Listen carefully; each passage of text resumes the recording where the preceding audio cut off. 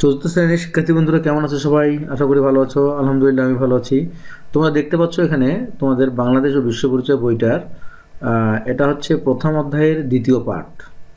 প্রথম অধ্যায়ের দ্বিতীয় পাঠ, পৃষ্ঠা 4-এ চলে যাও। হ্যাঁ, 4 পৃষ্ঠা খোলো, তাহলে তোমরা দেখতে পাবে এটা।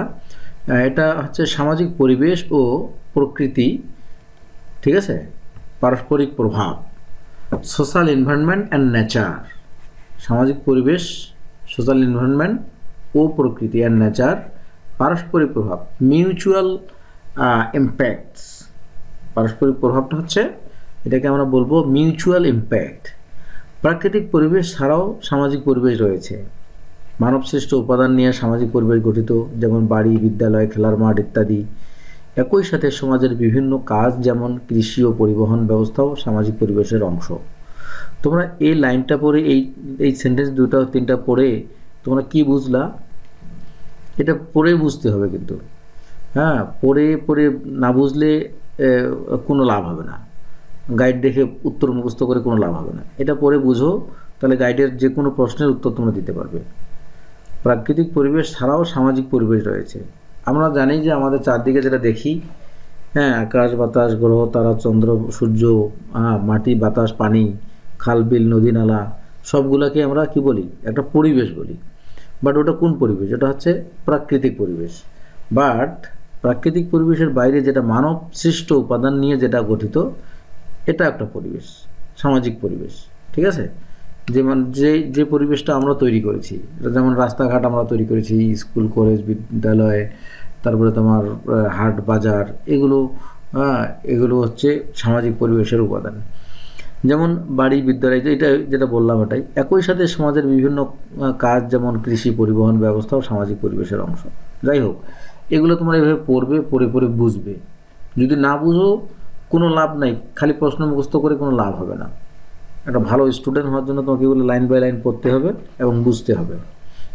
না বুঝলে তোমরা বোঝার চেষ্টা করবে, চেষ্টা করলেই কিন্তু তোমার ভাষার সম্পর্কে একটা দক্ষতা চলে আসবে। ভাষা না বোঝা পর্যন্ত এগুলো মুখস্থ করে লেখা সম্ভব না। আর লিখলে ওটা দুদিন পরে ওটা ভুলে যাবে, ওটা টিকবে না বেশি দিন। ঠিক আছে, এগুলো সবগুলো পড়ো। এরপরে এরপরে অধ্যায় 2।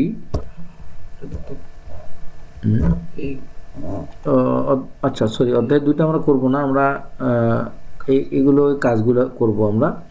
হ্যাঁ, এসব বলি। পৃষ্ঠা 2 ও 4 দেখো, সেখানে 4 ধরনের যানবাহনের ছবি দেওয়া আছে। যানবাহনগুলো ভিন্ন ভিন্ন পরিবেশে কেন উপযুক্ত তা শিক্ষকের সহায়তায় শ্রেণীতে আলোচনা করো। ঠিক আছে?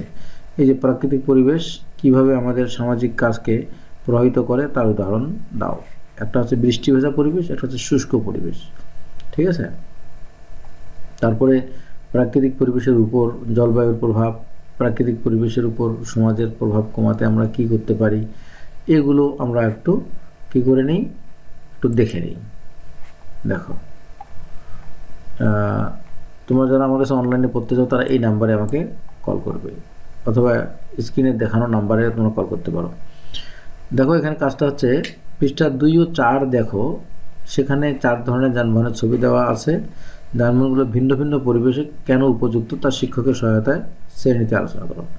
পাঠ্যবইয়ের পৃষ্ঠা 2-এ রিক্সা, বাইসাইকেল, পৃষ্ঠা 4-এ নৌকা, গরুর গাড়ির ছবি দেওয়া আছে। 4 ধরনের যানবাহন ভিন্ন ভিন্ন পরিবেশে কেন উপযুক্ত তা নিচে আলোচনা করা হলো।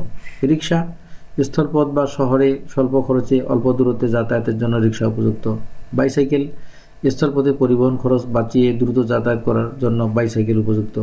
গরুর গাড়ি, গ্রামের যেসব অঞ্চলে পাকা রাস্তাঘাট নেই, সেসব স্থানে যাতায়াত ও পণ্য পরিবহনের জন্য গরুর গাড়ি উপযুক্ত।